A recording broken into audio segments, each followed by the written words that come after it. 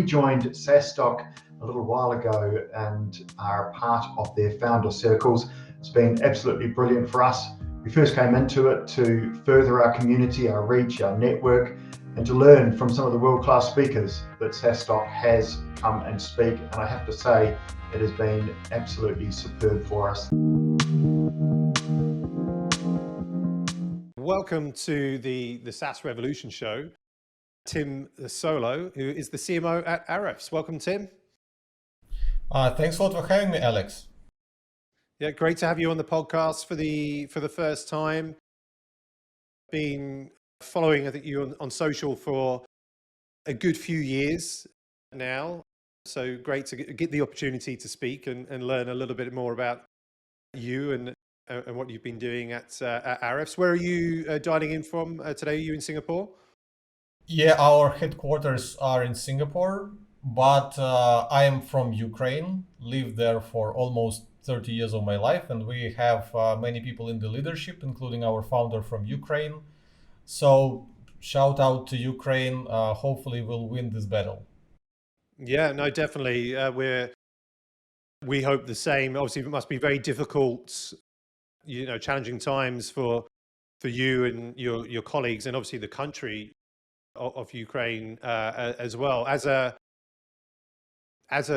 individual, and then as the company and as the leadership team, maybe you can share a little bit about just like I guess kind of not how you feel, but also what you as individuals and as the company have been doing to kind of help, I guess, your employees, but also your fellow patriots in Ukraine.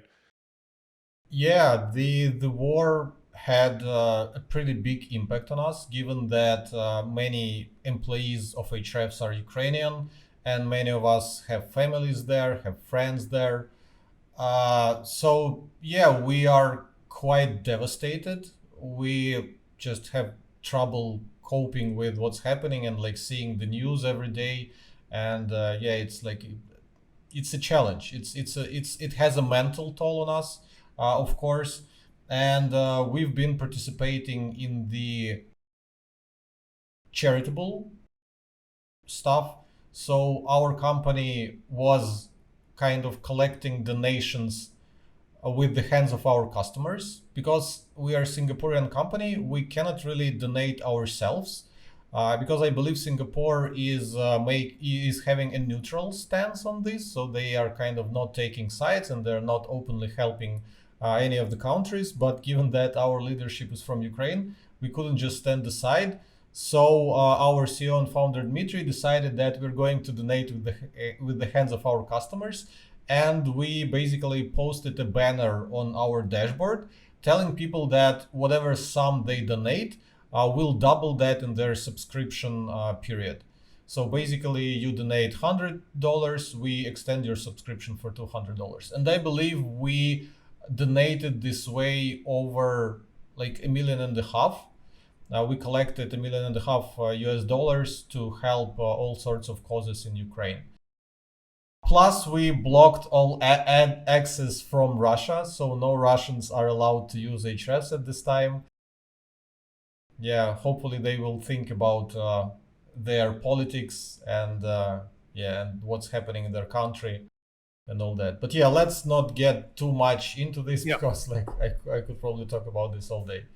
No, definitely. And I mean, and we've had, I appreciate you sharing that. And we did have a couple of Ukrainian founders on from Promo Republic where we did a special around that topic, if anybody does want to dive in deep into that. But as you say, let's hope the war ends and we'll move on, in terms of the podcast. But so yourself, we know that you're Ukrainian. What else about you, Tim? Like, who is Tim Soulo? Tell us a little bit about you as a person. Yeah, quick backstory. Before tapping into marketing and SEO, I was a DJ, but I kind of didn't see any particular career path in being a DJ unless I was able to write some hit music, which I didn't seem to have any talent in. So I decided to see where I could implement myself, and this was definitely not design because web design, I sucked at designing websites. It was also not programming because I don't know, for some reason I considered it too boring. I kind of changed my opinion ever since. It seems that programming is actually more fun than it has a reputation of. So the only kind of area which was left for me at the time was marketing, and this is how I got my first entry-level job as a junior SEO professional. And from there, things just escalated to where I am today. Very cool. Well, just out of curiosity, as a DJ, what sort of music or what sort of DJ would you have been? Trance, house, drum and bass? Yeah, so my passion is drum and bass music, but at the time I had to make money with it, and the commercial music is house. So I was a resident DJ in a local nightclub, and I was playing house music, but with my friends we were organizing drum and bass kind of small raves in our town.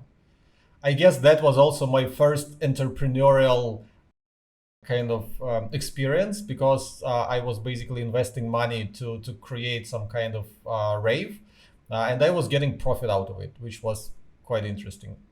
Well, you do better. We have something in common then. I'm sure many listeners as well have been DJs or are DJs. But yeah, my first entrepreneurial venture was I think when I was 16. So I was a drum and bass DJ, and I created some I created some nightclubs back then between when I was 16 and 18 in Croydon, where I was growing up. And the first couple kind of made money, and then I lost a lot of money on the, I think on the third one. But I think on the first one, I was then dreaming of not going to university, and this is it, and I'm going to be a nightclub promoter, and I'm an entrepreneur. And then on the third one, I was like, okay, I'm going to go to university because I've lost, a good few thousand anyway. So, what's your favorite drum and bass label? Oh, favorite drum and bass label. I don't like back in the day. I'm not following it too much sort of these days. I mean, then Andy C and Ram Records, and I think also Ronnie Size and Represent and that sort of stuff I was kind of into. And for now, me, it's Hospital Records and London Electricity. Yeah. I love their stuff. Yeah, that's good stuff. Good. And moving on from the drum and bass podcast onto marketing in SaaS. So you've been CMO at Ahref for 7 years, right? Yeah. That's pretty great, right? Because I think the CMO is one of, not just in SaaS, but in general, I think one of the toughest seats to kind of sit in. And it seems from a tenure perspective, and I don't know if these statistics are quite sort of accurate, but generally what I've seen, and I think CMOs stay for around about 18 months to maybe kind of 2 years, and then often they're leaving or asked to leave or whatever. But 7 years is, certainly I haven't seen that too much. So what is the secret to your success, given that this is kind of exponentially longer than the average tenure, as far as I'm aware? Yeah, that's a great question. I think it has two parts to it. The first part is that I don't think I can say that I was chief marketing officer for 7 years, technically, because when I joined Ahrefs, I was kind of the only marketer. Am I a CMO if I'm the only marketer in the company? So probably you could say that the first few years were me kind of growing into that role. So basically, I don't know, marketing manager, marketing director, VP of marketing, and then eventually I'm not even sure if I can be considered CMO with the, who is the CMO of the company? It feels like CMO should have a team of, I don't know, 200 people under him. In my case, it's about just 20, but the company is doing well. It's quite large in terms of annual recurring revenue. So yeah, I'm not really sure how long I have been a CMO specifically, and if I kind of deserve to have CMO title compared to some other CMOs in big corporations. So that's the first part of the question. The second part is the average tenure. I would love to talk to those CMOs that jump jobs every few years and ask them why do they do this. So maybe they are not paid well. maybe they're not happy at their jobs. Maybe they're trying to kind of collect stock options from different companies and make the bets like which of those companies would eventually go public and make them rich. Or maybe they have learned a certain kind of growth playbook. They implement it, and they don't really know what to do next. So none of this is my case. I'm happy with my compensation. We don't have stock options at Ahrefs, but like I said, I'm happy with my compensation anyway. In terms of playbook, I didn't implement some kind of playbook that I knew. So I'm constantly figuring things out, and with each kind of step in the ladder of development of our company, it's a different challenge. It's interesting. It's something new, and I'm not really looking forward to go join another early stage company and do everything from scratch for them. I'm kind of enjoying the challenges that I have now at this point, rather than going back and re-implementing everything again. So I'm not sure if this is a good answer, but that's the answer I have for this question. No, it's a good answer. And I'm just kind of looking, we've had a few CMOs on the podcast in the past. One I can sort of specifically sort of remember when asked, I think it was Ryan Benici, who's been like CMO at G2 and Whereby, and I think now he's moved out of B2B SaaS in ClassPass. I think for him, I may have asked this kind of similar question, but I think for him in terms of like moving around or jumping around after like 18 months or so, it was around, and certainly the answer he gave me was like, you know, I've learned kind of everything I could, and then I kind of get a little bit like bored and I want to learn more, and therefore look for the new challenge and then go on. So in his case, that was the answer that he gave me. But I'm sure also with many companies that you know the targets are very aggressive, you know, and it's very difficult to kind of you know perhaps sort of meet these aggressive targets, and in many cases the tenure is low because actually the CMO is forcibly moved out and another one comes in to hit these aggressive growth targets. But again, these are kind of assumptions, and you know, but maybe educated assumptions. When you were the first marketer at Ahrefs, what was the ARR then when you joined as the first marketer? What is it now? Just to kind of give a picture to the audience. I don't remember the precise numbers, but I think when I joined, it was somewhere around 10 million ARR, $10 million USD per year. And as of today, we're almost at 100 million. So in those, 6-7 years, we've grown 10x. I think it's pretty good, actually. It's very good. So if you're the first marketer and you joined at 10 million ARR, there was no marketing to get to 10 million ARR, and if that was the case, then was it a sales-led organization?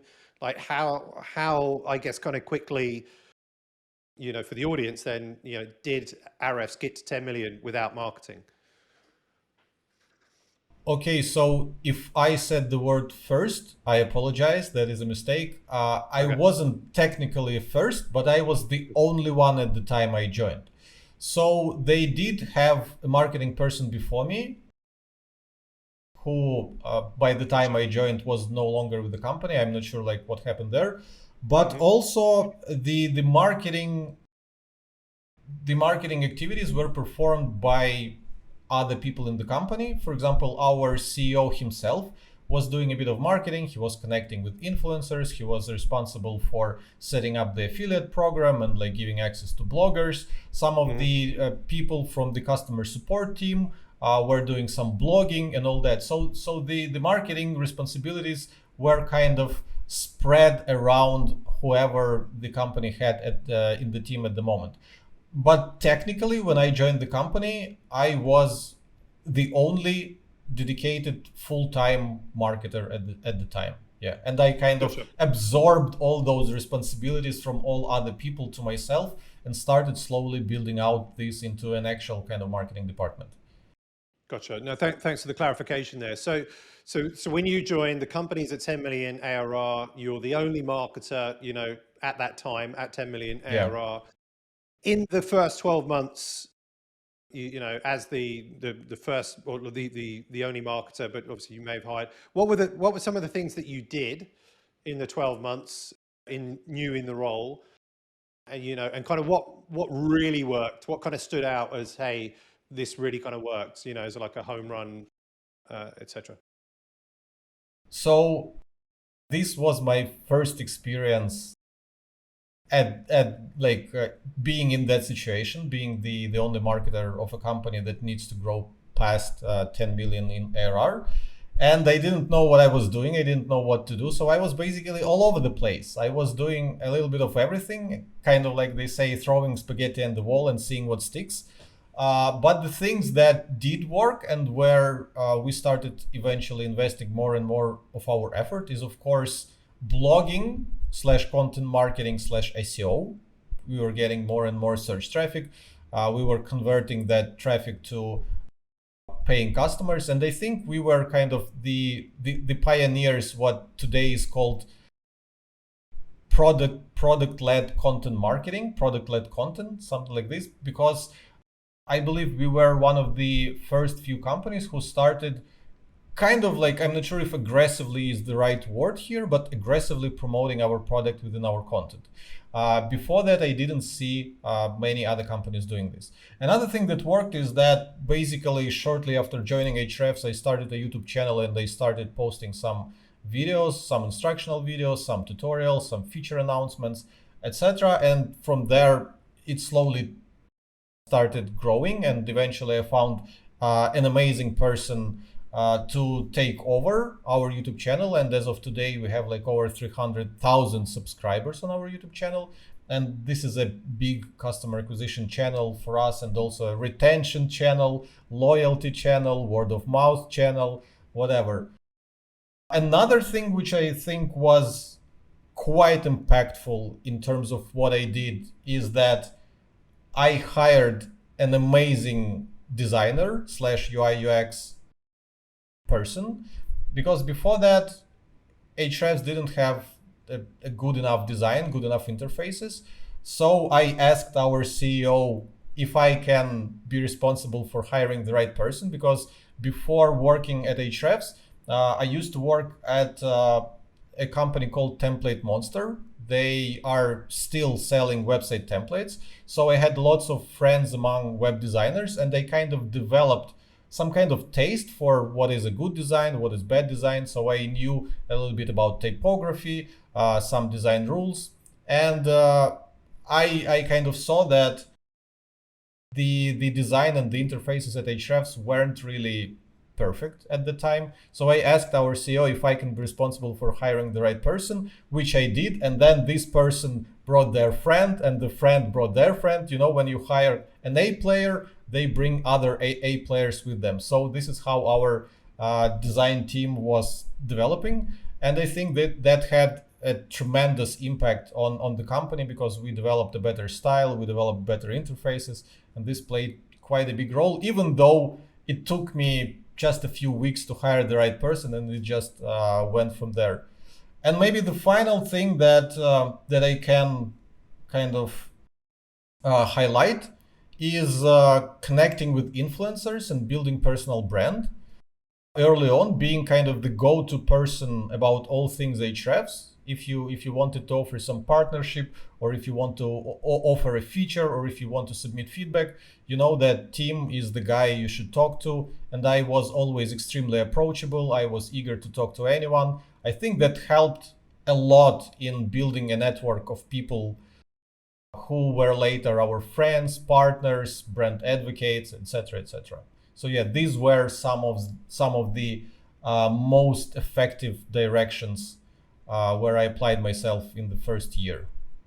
Awesome. Well, thanks for sharing that. And now, the business has grown 10x, and as you said, you're kind of almost at 100 million ARR. Maybe by the time we publish this, which won't be too long, you'll be at 100 million.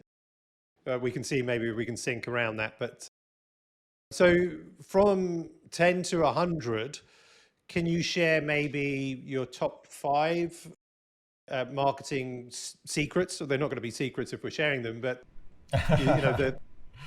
the top 5, Tim Soulo marketing secrets that have really kind of helped this 10x growth to 100 million ARR. If you could share those, I'm sure that'll be quite juicy and very interesting for the audience. Yeah, first of all, I want to highlight the word helping, which you said. So it would be really wrong and misleading to a lot of people to attribute the growth of our company to 100 million ARR to marketing.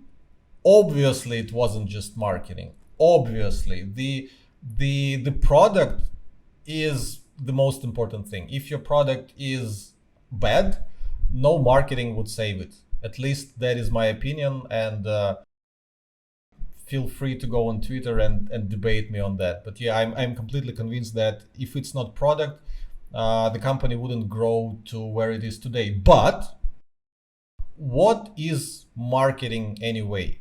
So the root of the word marketing is market, right? So understanding what people are willing to buy, understanding what people are willing to pay money for, and who are the other kind of suppliers or companies that exist on the market and provide their products or services. So I believe that the large part of marketing is figuring out what the market needs, where the market is going, what the market would need, 2 years from now, and developing that within your product and finding which of the, if we're talking about SaaS, many of SaaS products, they are not kind of like a single feature application. They would have like multiple features, multiple, call them jobs to be done. And you need to understand which of them can be your, unique selling point, can be your strength, can be your differentiating factor. So those things are very important. Understanding them, investing most of your effort there to differentiate yourself from the competition. And then once you know that your product is many magnitudes better than any of the competitors in this specific thing, this is where marketing comes in, because you have to let the world know that you are the best at X. So I think this is a very important thing, and I know if we can call it a secret, like you said, it's not a secret if you talk about it. Yeah, there are of course some loopholes, some hacks, but the moment those hacks became known, those loopholes are either closed by the platforms that allow them, or if this is a hack, it gets so overused that people no longer fall for it. So yeah, but talking about some fundamental kind of marketing tactics or strategies, yeah, product development, finding what separates you from the competition and making sure that the industry, the market knows about it, is the fundamental thing that the marketer should be doing and should be responsible for. Like I also said, what helped us on our road to 100 million is product-led content. So what I was observing back in the days is that blogging was popular. So many companies had blogs, but they didn't quite use those blogs to promote their products. So for example, I was a big fan of the blog of our main competitor at the time, Moz, previously SEO Moz. Mm-hmm. They used to have the biggest and most well-known blog in the industry. I myself submitted a few guest articles to them, and I was reading it religiously. But in my opinion, they didn't promote their product enough in their blog articles. They were just letting people write about whatever they want. And I think that it's good if you're building a media company, but if you are building SaaS and you need to make sales of your SaaS, you need to be more product focused. So yeah, product-led content was another thing that I think helped us grow. Another thing is video content, which I also mentioned. We made this bet early, before many SaaS companies were investing in video content, growing their YouTube channels. We started investing into high quality video production, not just screencasts or shooting yourself on an iPhone, but with actual quality animations, quality sounds, scripting everything, doing series, blah, blah, blah. That also helped us tremendously. And probably investing in thought leadership. So creating something original, some original research with the data that is only available to us, which could help us be known for something. So Ahrefs is well known for backlink data. And back in the day, we published quite a bit of research studies based on our backlink data, which helped us to gain more notoriety for being a trusted source of backlink data. So yeah, thought leadership is very important for exposure, for getting the word out, for being known for something. Awesome. Thanks for sharing that. Yeah, and agree, and love that you kind of bet early on video, and as you said, not just doing screen sharing or publishing a Zoom video, but going high on the quality production. We are now seeing a lot of SaaS companies kind of certainly moving that direction. Probably still not enough, but it's good that you guys kind of got in there early, and it's paid dividends. And 300,000 subscribers, as you mentioned earlier, is a pretty awesome reflection of that, and building brand and super fans. So a big congrats to that decision. What about maybe something to avoid? One big pothole, I'm sure there are many, and there are some that you might have hit or whatever, but what would you say would be the one big pothole to avoid for any CEOs and CMOs, or maybe you can just pick one of listening to the podcast, as they're thinking about scaling their SaaS, let's say from 10 to 100, what's the one big pothole to avoid? This is a great question, and it's very complicated question actually, because of course it would depend on the company, it would depend on the CEO, it would depend on CMO. So let me approach this from two completely different angles. If your CEO doesn't believe in marketing, so that's your pothole. The CEO who doesn't believe in marketing. Because when I was joining Ahrefs, I vividly remember how my CEO and founder told me that he believes that the quality of product is 4 out of 5, but marketing was 1 out of 5 at best. And he wanted me to bring marketing to at least 4 out of 5 to match the quality of the product. So our CEO understood that marketing is important, not just product, but marketing is as important.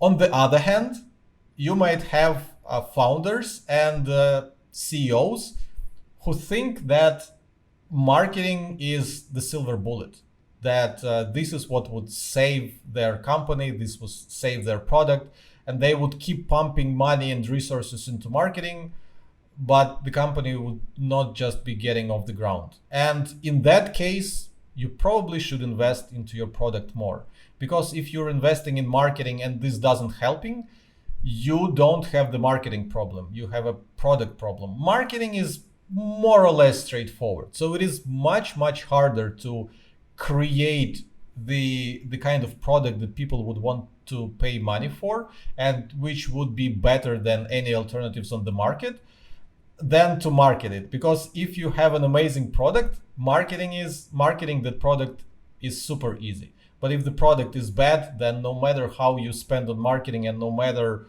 how talented your marketers are, they won't be able to market it. So think of Apple. Are they doing well because of the product or because of the marketing? I think the answer is straightforward and obvious. Yeah, no, definitely.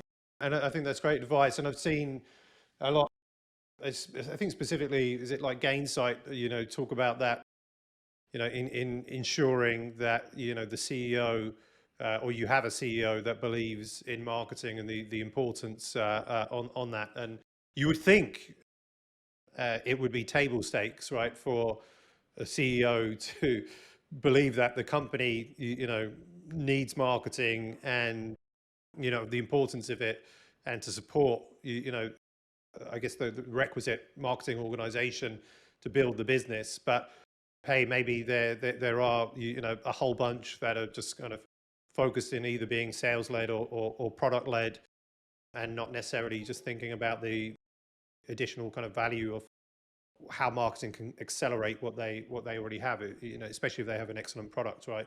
Not being too arrogant about, hey, we've got a great product and we should just do PLG and everything's going to fall into place. But yeah, who knows? But hopefully most of the audience kind of listening, and certainly if you're a CEO, that we're taking this message on board and seeing the importance of marketing as well. But I think, as to your advice, marketing on its own, if you've got a shitty product, like it's going to be, you have the best marketing team in the world and a shitty product, and it's going to be pretty challenging to get to the heights where you're at the moment. What about the best advice that you've ever received, I guess, in your career, not in your life, but in your career, that's really helped you? Is there anything that you can think back to?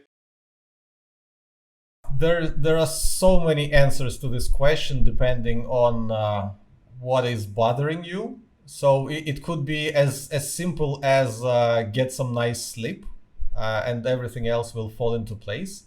But I think for me personally, one thing that I keep reminding myself of, I don't know, if not every day, then every week for sure, is a simple, again, trivial thing. Done is better than perfect, because it is so easy to overinvest effort in something and keep questioning if it is good enough to show it to people, and if you keep questioning if if you're going to be criticized for releasing it. But more often than not, you'll get much more value out of releasing it and maybe getting some feedback and polishing it afterwards than over investing to try and make it perfect, and sometimes never even release it at all. So yeah, done is better than perfect. If I had to pick what I want written as a tattoo, I don't know, on my arm or on my shoulder, I'd probably pick this. Awesome, very very good. Do you have any tattoos, or is this No, this potentially be the first one? Okay, maybe the No, I first don't one. have any. All right. Well, if you get to 100 million ARR, maybe you could that could be the one that you go for to celebrate. So, what about if? So that is definitely great advice. But if you could go back to when you started at Ahrefs, and knowing what you know now and what you've learned, what advice would you give to yourself, on the first day, of starting at the business? Well, there would definitely be a ton of little things that I could tell myself with every marketing campaign or every marketing stint. Looking backwards, you understand that you could have done it better by doing this or by doing that. So there would be, of course, a ton of small things that would have improved the performance of different marketing stints that we have done. But if we're talking about something more general, I would probably create a list of names who I would need to hire, and just pass myself the list of names before these people aren't approachable while they're still in the early stages of their career, and you can still hire them easily. So I'll just pass myself this list, and I think this would help us tremendously, because yeah, your team is absolutely critical for your company's success. And probably with some of the people I have today, I would hire them earlier. And again, if I had this list, I would save myself so much time hiring, because I spend a lot of time with candidates, interviewing them, vetting them, searching for them, etc. So yeah, that would be probably that would give me the most leverage out of anything else. Awesome, very good. And you are, I think, taking a like 16-hour flight. I think it's roughly 16 hours from Singapore to Dublin to come and speak at SaaStock 2022 this October, as we return to in person after what will be by then a 3-year absence. And we're very excited about that. Do you know yet what you'll be speaking about at the conference? Yeah, I'll be speaking about the content marketing, about the ROI of content marketing, sharing some of our experience, how it helped our company grow, some of the, again, mistakes to avoid, what to look forward to in content marketing in the next 5 years, and all of that. I'll try to make it as interesting as possible and as valuable as possible. So hopefully people will come to check out my talk. Excellent. I know, I'm sure they will. And I personally will as well. It's always challenging though. I go in with the intention of watching the content, because there's so much great content, even if I do say so myself. at SaaStock, and then just constantly I'm being grabbed left and right, whilst the content is on. So it becomes very frustrating because I get to miss a lot of the talks, but I'll definitely do my best to come and watch yours. And I guess this will be the first SaaStock that you've spoken at, or the first time at SaaStock in Dublin. But what are you, particularly looking forward to? Maybe what have you heard about the conference or any speakers, whether it's Dublin itself or the speakers? What are you looking forward to?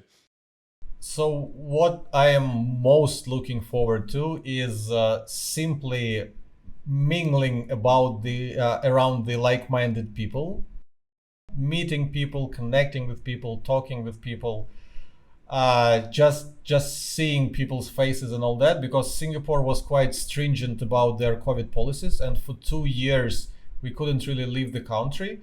And the SaaS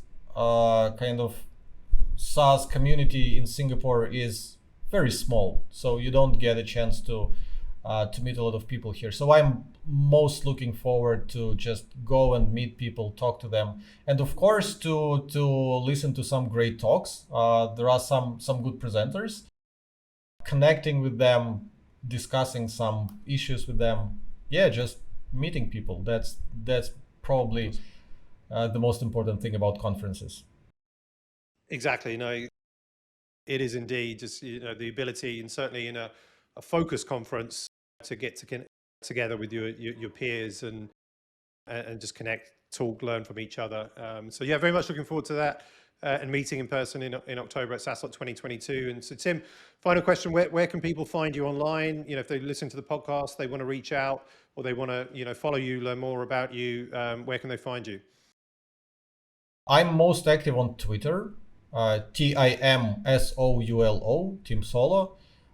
Find me, follow me, feel free to tweet me any questions. Happy to chat. Awesome. Well, Tim Soulo, CMO, Ahref, it's been fantastic having you on the SaaS Revolution Show podcast today. Thanks so much for sharing with the SaaStock community. It's been a pleasure. Thanks a lot for great questions, and hope to see everyone at SaaStock in Dublin. Definitely. Looking forward to it. Thanks, Tim.